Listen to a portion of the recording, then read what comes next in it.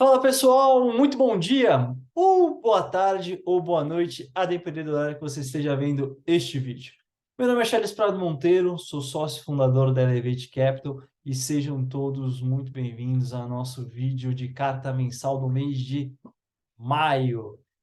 E que mês bom foi o mês de maio para a nossa carteira. Aproveitando aqui até essa folguinha, esse feriadinho para gravar o vídeo, a gente deve mandar para vocês aí entre sexta-feira ou segunda-feira. Acho que sexta-feira vai estar, a grande parte da turma aí vai estar envolvida com o feriado, não vai conseguir parar, desprender muito tempo, mas provavelmente na segunda-feira a gente está enviando o link do vídeo para vocês para falar sobre o desempenho da nossa carteira no mês de maio, que foi um mês excelente, e vamos entender o porquê foi tão bom assim.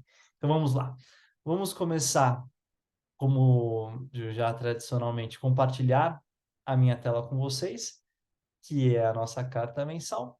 Então vamos falar de performance, né? Então quando a gente pega a carteira de renda fixa no mês, ela teve uma performance de 2,5% versus 1,14% da Selic, só mais do que o dobro. Parabéns para todos os envolvidos. No ano a gente vem com uma carteira muito forte em renda fixa também, 7,26% versus 5,44% da Selic, né?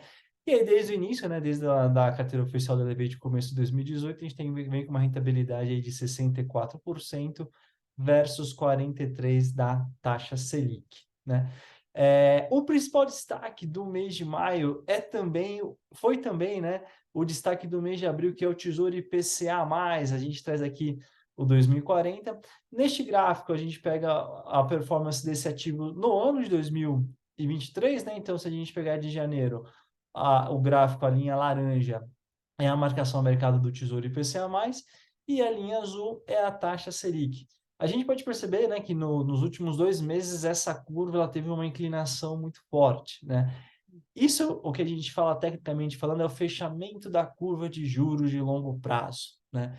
Então, para quem é cliente da Elevate aí há muito tempo, muita gente se questiona, poxa, mas a Elevate ela é só renda variável? Não, ela é renda fixa também, né? Então, não à toa a gente tem uma performance aí de 65% versus 43% do índice, né? Quase aí um terço acima, uma rentabilidade muito boa, usando basicamente instrumentos de baixo risco como o Tesouro Direto. Como é que a gente faz isso? Operando a curva de juros de médio e longo prazo, tá? Como é que funciona esta curva, né? Essa curva é muito interessante, assim, toda vez que você tem, teoricamente, um ciclo de alta de juros da Selic, esse papel ele performa de uma forma um pouco mais atrás do behind the curve, digamos assim, né? Atrás da curva da Selic. Toda vez que a gente tem um cenário de queda de juros, esse papel ele começa a performar muito bem, e é o que a gente vem vivenciando no mercado nas últimas semanas ou até nos últimos 2 meses, né? Então, isso é uma coisa muito animada. Esse slide eu gosto bastante, porque o que mudou, né, para o mercado, né, financeiro, investidores tanto institucionais, pessoa física e o estrangeiro ficar tão animado com o Brasil, né? Então, hoje a gente usa aqui uma analogia, né, que a gente está aos 45 minutos do segundo tempo do fim de um ciclo, né, que foi esse ciclo de alta de juros de inflação. Então, retomando alguns pontos, como é que está hoje o mercado, um cenário macroeconômico global, né? Pós-pandemia, com a questão de injeção de dinheiro, né, público para, de fato, e foi importante para garantir aí um mínimo, né, de sustentabilidade da sociedade num momento tão difícil como esse. Infelizmente, a gente paga um preço que é a inflação, né? Esse preço acaba ficando um pouco mais salgado por conta da guerra da Rússia e da Ucrânia também, que causou um desbalanceamento de cadeias globais, preços de commodities, enfim. Então, a gente tem um cenário um pouco mais restritivo no mundo, né? O que é um cenário restritivo? Banco Central americano subindo juros, Europa subindo juros, Ásia, Austrália subindo juros, para conter a inflação que está muito alta, que é o grande inimigo hoje de qualquer país, de qualquer economia do mundo que a gente tem. No Brasil, o nosso Banco Central, ele foi o primeiro que começou esse ciclo de alta de juros, né? Então, a gente já está estabilizado há alguns meses com a taxa em 13,75%, e a gente está colhendo bons frutos sobre a ótica da inflação, né? Então, quando a gente pega hoje, além desse cenário, né, inicial que eu comentei com vocês, que a inflação no Brasil ela vem de fato cedendo e caindo, o que propicia, né, o Banco Central a cortar juros, a gente tem uma série de outros fatores que a gente quis aqui trazer para vocês um resuminho, porque isso é uma coisa muito importante, não é uma única bala de prata, não é um silver bullet que vai fazer, que fez com que o mercado ficasse animado. Na verdade, é um conjunto de informações que trouxe esse ânimo e uma expectativa maior, né? Então, a reabertura, o case de reabertura da China, né? A China ela é uma grande compradora de commodities brasileiras, tanto agrícolas como proteína, como também ferrosas. Isso, teoricamente, traz um crescimento mundial e o Brasil, por ser o principal parceiro comercial do Brasil, isso acaba tendo um impacto positivo econômico para nós, né? A aprovação do arcabouço fiscal também foi um marco muito importante, né? Como que a gente fala que ele é importante, né? Porque existia-se muito um risco de qual que seria a política fiscal desse governo e se essa política poderia fazer com que a dívida pública do Brasil estourasse. O projeto aprovado na nossa visão, e na visão, na verdade, de todos os grandes players que a gente conversou, não é um arcabouço fiscal ideal e perfeito, mas ele é muito melhor do que aquilo que a gente vinha desenhando como o pior cenário. Então, de uma certa forma, só dele prometer que vai crescer o tamanho da dívida numa velocidade muito menor do que o mercado estimava, isso trouxe de novo um novo suspiro de alento e de otimismo para o Brasil, né?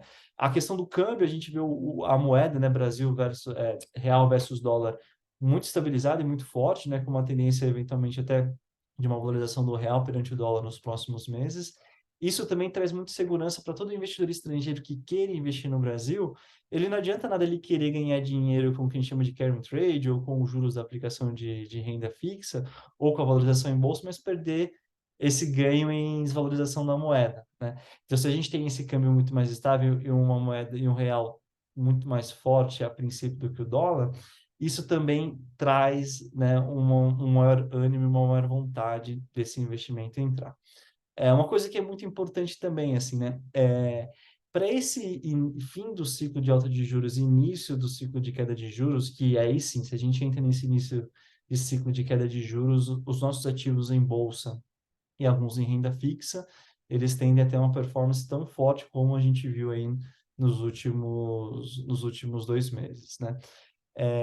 Só que o que que acontece, assim, né? Uma percepção que a gente tem é dificilmente o Banco Central brasileiro ele vai iniciar um ciclo de corte de juros, sendo que o Fed americano ele ainda está num ciclo de alta de juros, né? Então, qual que é o grande receio? Poxa, talvez o Brasil ele fez uma lição de casa perfeita, né, até agora, então a gente não tem como discutir né, o efeito positivo no controle da inflação que essa política monetária do Banco Central atual trouxe. Só que ele tem medo de começar antes do tempo ideal, digamos assim, e no futuro ter que parar esse ciclo de queda e eventualmente subir, o que seria de fato muito ruim para expectativas de inflação, o mercado de bolsa e a economia do Brasil como um todo, né? Então, se a gente começa a reduzir juros e os Estados Unidos continuam aumentando, e aí tem alguma mudança forte no cenário macro que justifique outros futuros aumentos, isso pode prejudicar bastante o Brasil nesse sentido. Então, outra coisa que deixou também muito animado, qual que foi, né? Essa discussão do Fed, né, de recessão, a questão dos bancos médios, o SVB e outros que quebraram, enfim, isso o Fed americano já sinalizou que eventualmente ele pode encerrar esse ciclo de alta de juros, né? Então já subiu o que tinha que subir, agora ele vai manter estável essa taxa por um tempinho para conseguir controlar a inflação lá fora.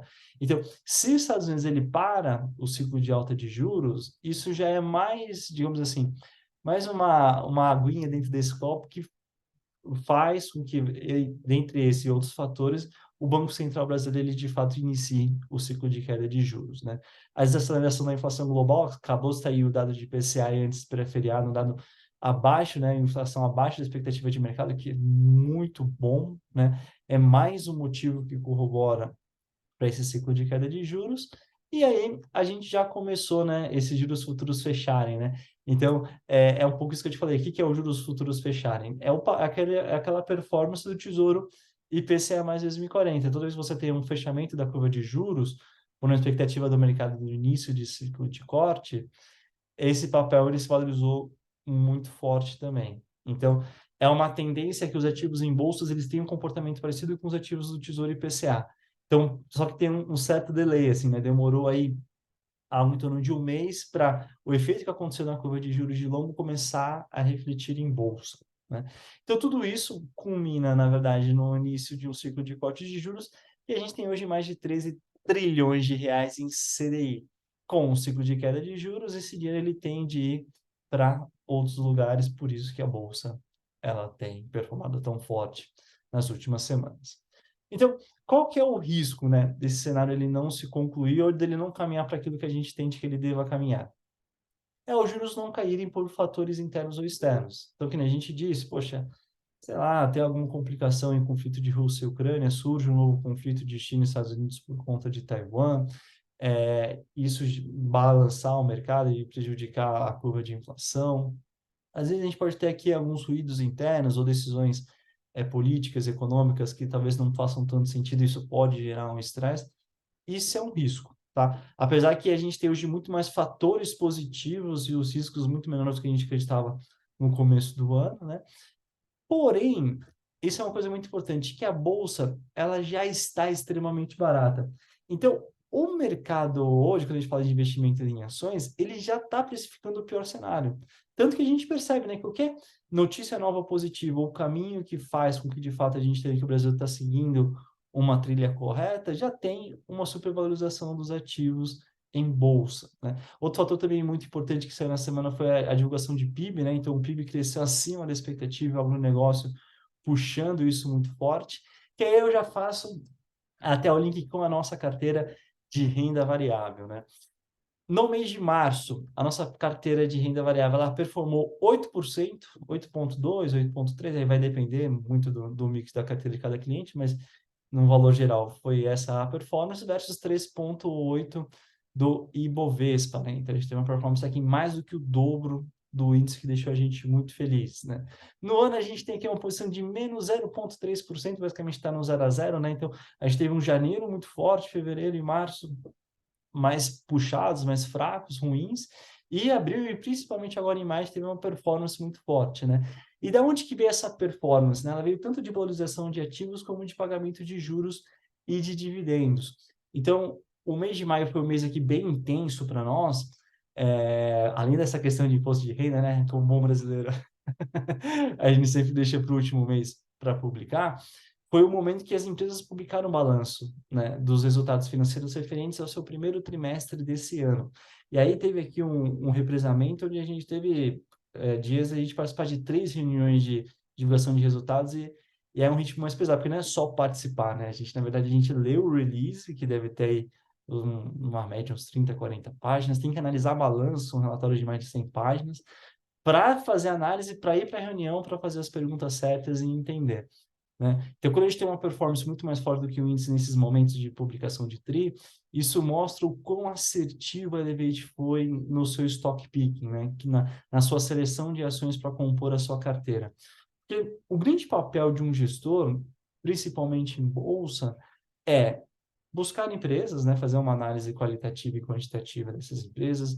A gente discutiu muito os critérios que a gente usa, então a gente tem um perfil de risco, né, de uma gestão muito forte, a gente olha muito uma lógica de governança, a gente olha, assim, aspectos ESG, né, tanto a parte de ambiental, social também, nesse sentido, para a gente isso é muito importante, isso entra no modelo, define se a empresa não vai fazer parte da carteira, e se vai fazer, qual que é o tamanho que essa posição vai ter perante os outros ativos. Então, o score de aspectos ambientais, sociais de governança influencia, sim, o tamanho de determinadas posições que a gente tem na carteira. Mas, além disso, é em fazer análise do valuation, né? Então, poxa, eu estou comprando uma ação, exemplo, né, por R$ 4. Pô, mas por que essa ação está sendo precificada a R$ 4, né? O preço de uma ação, ela é uma expectativa de geração de caixa, né, de fluxo de caixa futuro de uma empresa. E quando a gente faz essas contas, a gente pode entender que o mercado ele pode estar precificando mal algumas empresas ou alguns setores, né? O que é o precificar mal? Poxa, ele está achando que essa empresa vai gerar um lucro de 10, a gente acha que ela vai gerar um lucro de 15. E se isso de fato acontecer, a ação não vale 5, a ação vale 4,50. um exemplo, né? E aí a gente ganha com essa valorização dos ativos. Basicamente, é esse o trabalho da Elevate 24 horas por dia aqui, né? E então, o que deixou a gente muito feliz, né, de sem dúvida nenhuma, o mês de maio foi um mês muito forte para nós. A gente trouxe aqui um principal destaque do mês, né? No mês passado foi super interessante, a gente falou de um destaque negativo, que foi Kepler para o mês de abril, mas o mês de maio também teve uma performance maravilhosa. Acho que Kepler subiu 13, 14, 15% em maio, né? Então isso é uma coisa importante, a lógica da mola também, né? Às vezes publicou um resultado, a empresa, o mercado pensou que a empresa ia quebrar, passado alguns dias o pessoal viu que de fato esse cenário não iria acontecer e já voltou um novo ciclo de alta da ação, né? Então isso é uma coisa também muito importante e a gente saber aproveitar esses vales, né? Então, aqui eu trago o exemplo da empresa de uma empresa que a gente investe, que é a Shoes, né? Shu 4, né, carinhosamente chamada por todos os nossos clientes, né? Já adianto que não é a empresa de sapato. Muitos clientes perguntam, a gente está investindo na empresa do Ale Birman, né, na lógica de sapatos femininos, enfim.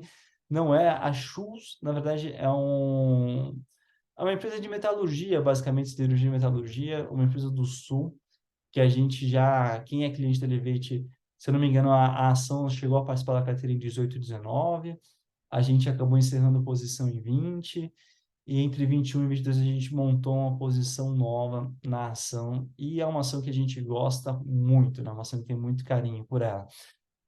Por ser uma empresa muito boa, na nossa visão, o mercado subestima a empresa, e aí é um pouco disso, né? Quando a empresa ela publica um resultado, ela começa a jogar na cara do mercado que talvez aquele cenário desenhado não faz mais sentido.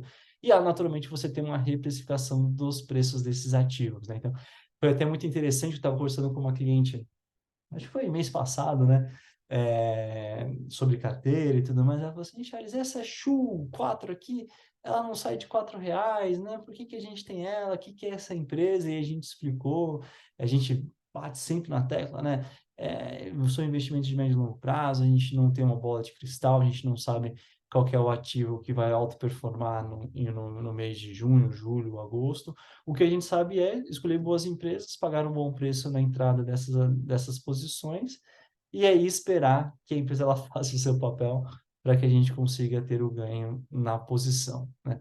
Então, Schultz foi isso, ela publicou um resultado financeiro aí maravilhoso, que eu vou até entrar em mais detalhes com vocês, e que justificou esse aumento aí, se eu não me engano, de mais de 30, chegou a bater 35% no ano da ação, de 4 foi para aí próximo de R$ 6, né?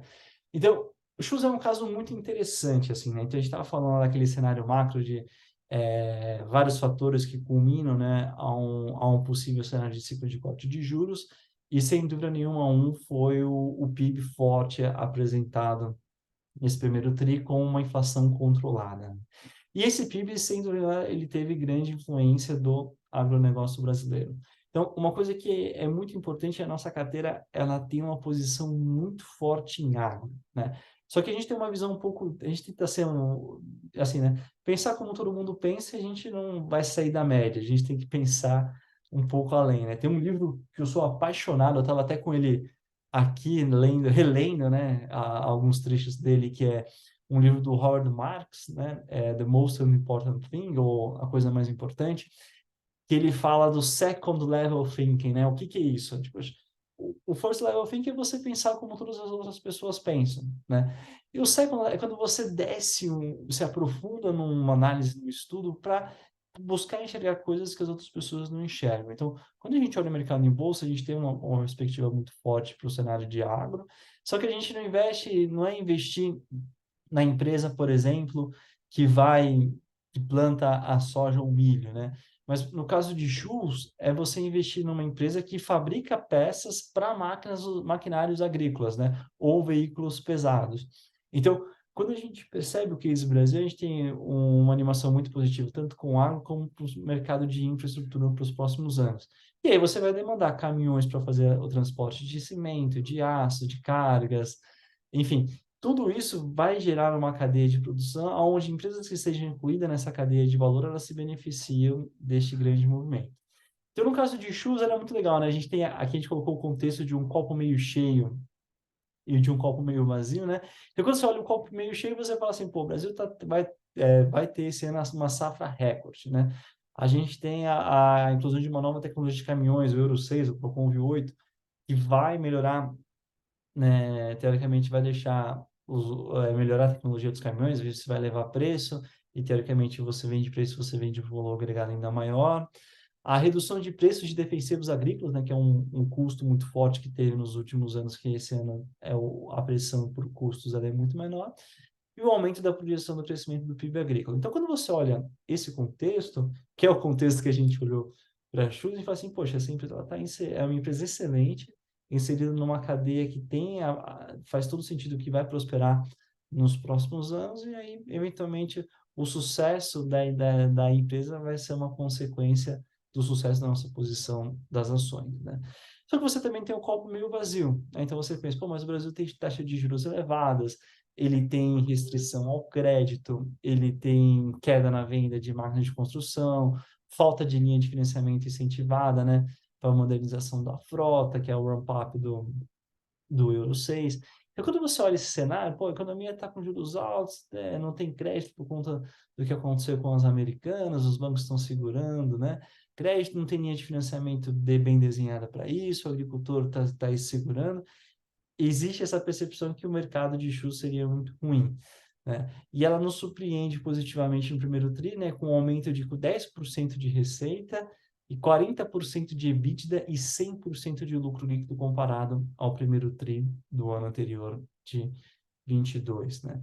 Então, uma coisa que a gente pode perceber que a gente gosta muito mais do que aumentar a receita, o aumento de EBITDA e de lucro líquido mostra, né, a melhora de valor agregado que a empresa ela traz para todos os seus clientes, né? Então, isso para a gente, sem dúvida nenhuma, é o mais importante, né? O bottom line, que é o lucro líquido, que é o que de fato acaba se traduzindo em valorização dos ativos, que acaba se traduzindo em dividendos para os acionistas, isso é algo que a gente valoriza e ficou muito feliz com o resultado, né? Então, a empresa também ela teve uma queda, ela aproveitou essa geração de caixa para diminuir a dívida líquida da companhia, né? É uma empresa basicamente a gente fala, né, de nível de endividamento, a empresa hoje que tem o seu nível de dívida de algo em torno de 0,23 EBITDA, né, ou EBITDA. O que isso quer dizer? Que 20% do EBITDA de um ano paga toda a dívida líquida da companhia. Que é um nível de alavancagem muito, muito baixo, tá? O mercado brasileiro ele opera numa média de 1,5 a 3, então 0,2 a gente vê o quão baixo isso é. Para o cenário de juros altos, isso é muito bom, porque a empresa ela ela tem menos custos, né, de financiamento de dívida se ela tiver nesse cenário de uma dívida pequena. Diferente de uma empresa que tem uma dívida muito grande, e aí os juros, como aumentaram, isso acaba impactando um pouco mais o fluxo de caixa da companhia, né? Então, assim, uma coisa que é importante que nesse cenário desafiador, tanto como um copo meio cheio como um copo meio vazio, a Chus ela focou muito forte na venda de produtos de maior valor agregado, uma política muito forte de controle de custo e de aumento de produtividade. Então, além de estar num setor bom, a empresa, sem dúvida nenhuma, e aí o management da companhia, né, que é o seu conselho, como a lógica de governança, a sua diretoria executiva e toda a gerência e todos os seus funcionários fizeram um trabalho excepcional de gestão e de governança nesse sentido, tá? Então, isso é uma coisa que é muito importante, assim, né? Eu falei um pouco de análise quality, um pouco de análise quantitativa. A gente faz muita conta para entender se essa ação é uma boa ação, né? E qual que é o potencial de retorno disso. Mas uma coisa que eu me preocupo mais do que conta na Elevate é a qualidade da empresa e a qualidade do time de gestão. Poxa, quando a gente monta uma posição, e aí a Elevate ela não monta posições curtas, né? Não, a gente não fica fazendo trade entra em um mês, sai no outro, não é assim que se ganha dinheiro em bolsa, né? A gente acaba sendo sócio daquela empresa, como se a gente participasse daquele negócio, né? E a gente quer ser sócio de pessoas do bem, pessoas boas, pessoas competentes, né? Um negócio bom, que tem um impacto positivo, né? Tanto para o mercado onde ela está inserido, tanto para a região que ela está inserida, a comunidade, todos os seus stakeholders. Então, tem que ter uma corrente do bem para a gente poder fazer parte disso, né? E aí é onde, óbvio que no dia a dia, na loucura, a gente acaba vendo muito só mais o impacto de performance, que é importante também, né? O nosso trabalho como gestor é fazer também com que esse dinheiro seja alocado de uma forma eficiente e correta para que vocês, como clientes, tenham uma maior valorização dos seus ativos, como eu também, né? Para que a gente conquiste logo a nossa independência financeira. Mas, nesse sentido, a avaliação de qualidade do time de gestão ela é essencial, né? E a Chus, enfim, a gente é uma das empresas que a gente tira muito o chapéu e nesse quesito de avaliação ela tem a nossa nota máxima, né? Então, a gente trouxe aqui alguns big numbers de Chus para vocês também. Para quem não conhece, tá, gente? A Chus, de novo, né, é uma empresa de metalurgia e siderurgia, onde ela tem duas grandes linhas de negócio, né? Ela tem uma linha de compressores, né, que é muito forte, e aí ela tem aí diversos mercados que ela atende, como também a linha automotiva, tanto para veículos leves, mas principalmente para veículos pesados e maquinários agrícolas, né? E aí que eu vou pegar os big numbers que eu vou explicar um pouco o caminho que a empresa ela fez. É uma empresa de Joinville, né, lá da região do Grande Norte Sul do país. É uma empresa que fez a IPO em bolsa, né, em 95, um pouco depois lá ainda empolgada com a lógica do plano real, né? É uma coisa interessante. Se a gente pega o retorno da ação de Chus de 95 até hoje, ela só rendeu 8.751%. Então, isso corresponde a um crescimento, né, anualizado de juros compostos de 17,5%, né? Então, é um crescimento bem considerável, né? Então, se você compara, por exemplo, com o Ibovespa no mesmo período cresceu somente 2.000, somente não, né? 2.600%, né? A empresa já subiu 8.700, né? Uma coisa que é importante também, até se você comparar com a Selic, né? Olha que coisa interessante. Às vezes, isso é uma pergunta muito comum de clientes, do tipo, poxa, Alice, mas no Brasil, a Selic bate o Ibovespa, então a gente não tem que investir em bolsa, tem que investir em renda fixa. Gente, uma coisa que é importante vocês entenderem é que Ibovespa não é bolsa, tá? Ibovespa é um índice de grande, a gente chama de blue chips ou de big chips, enfim, de grandes empresas listadas na bolsa, só que existem centenas de empresas, não existem só 3 ou 4 ou 5 empresas em bolsa. Então, e aí é uma coisa que é interessante, se você for ver, que as nossas posições em bolsa, ela não tem nenhuma blue chip como Vale, como Petro, que correspondem aí, sei lá, metade do índice do Ibovespa. Só essas duas empresas, né? Então, isso é uma coisa muito importante, assim, né? O Ibovespa não pode ser confundido com uma carteira de renda variável. E o caso de Chus, acho que tanto o caso da carteira da Elevate, né, que tem uma performance aí mais do que o dobro do Ibovespa por período desde 2018, mas também para a questão de Chus, né, que rendeu aí os seus 8.700 versus só 2.500 do Ibovespa ou 4.600 da Selic, né? Se a gente faz uma análise um pouquinho menor, digamos assim, nos últimos 5 anos, que é desde que a gente tem a empresa na nossa carteira, a gente tem um crescimento de 25% ao ano de Chus versus 6,3% da taxa Selic, né? Então, sem dúvida nenhuma, o investimento em Chus, né, tanto no prazo aí de 20, 30 anos, como no prazo dos últimos 5, que são ciclos, que é o que a gente de fato olha para montar a posição, teve um retorno super positivo, né? Esse último ponto do parágrafo, que é a lógica da excelência operacional, isso é uma coisa muito legal de dividir com você. Então, a gente está falando muito da importância de você investir em boas empresas, uma empresa que tem um time de gestão muito bom, uma cultura organizacional muito boa, muito saudável, né, de excelência operacional nesse sentido. Então, como que a Chus ela conseguiu crescer tanto no mercado dela, né? A Chus ela tem um padrão e um nível de qualidade que você não encontra em outras empresas, não só do setor dela no Brasil, mas no mundo como um todo, né? A gente pegou aqui só 3 prêmios algumas dezenas de prêmios que eles têm lá, mas para explicar um pouco, tentar trazer para vocês um pouco o que é essa excelência operacional da Chus, né? Então, a Volvo, né, que acho não, quando a gente fala de montadora, né, quando a gente fala de qualidade, de segurança é referência benchmark mundial, né? Ela ganhou o prêmio de Supply of the Year, né? Então isso é uma coisa muito interessante, assim, né? No Brasil, hoje a Volvo ela tem mais de 1.500 fornecedores. E de toda a história da Volvo no Brasil, somente 8 fornecedores, né, dentro dessa cadeia receberam este prêmio no Brasil. e a Schultz foi uma delas. Então, mostra, de fato, além, né, que a gente fala, porque como que a Schultz ela aumenta 10% de receita, mas aumenta 40% ou 90% de EBITDA de lucro líquido, né? Oferecendo produtos com maiores valores agregados, com maior tecnologia embutida, uma coisa é você vender uma peça com baixa usinagem, sei lá, ao preço de R$ 1, outra coisa é você investir em tecnologia, investir em inovação, criar uma peça melhor, onde essa peça não vale mais um, mas vale 10, né? Com basicamente a mesma matéria-prima, só com o uso de maquinário e tecnologia diferente. Então, e aí, ao ser reconhecida por essa excelência, por essa qualidade de produto, além de gerar um valor agregado, de conseguir cobrar mais caro pelos seus produtos, ela acaba se tornando parceiros estratégicos importantes dessas companhias, né?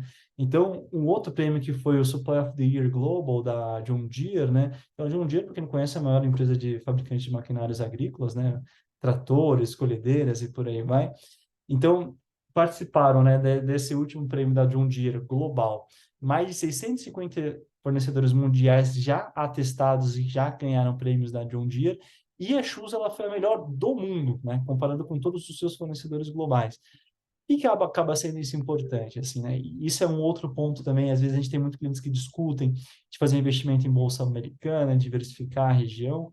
Hoje, a gente pega a receita da Schultz e de outras empresas, né? A própria Tupi, por exemplo, um call que a gente participou semana passada, mais de metade da receita da empresa ela vem do mercado americano, né? E aí, quando ela ganha esse prêmio da John Deere de Supply of the Year Global, que acontece? Ela acaba sendo fornecedora global de peças da John Deere. Então, na verdade, as peças que a Schultz ela fabrica, ela não acaba sendo só usada pela John Deere Brasil, mas na verdade é pela John Deere no mundo. Então, determinadas peças para você montar aquele maquinário agrícola, de todo mundo é usado uma peça que só a Schultz ela fabrica, né? Então isso é muito importante, né? Aí um terceiro e último prêmio que é o Caterpillar, né? Supply Quality Excellence Gold é um outro premiação da Caterpillar, né? Que também faz grandes máquinas, aí são mais veículos pesados para mineração e outros produtos.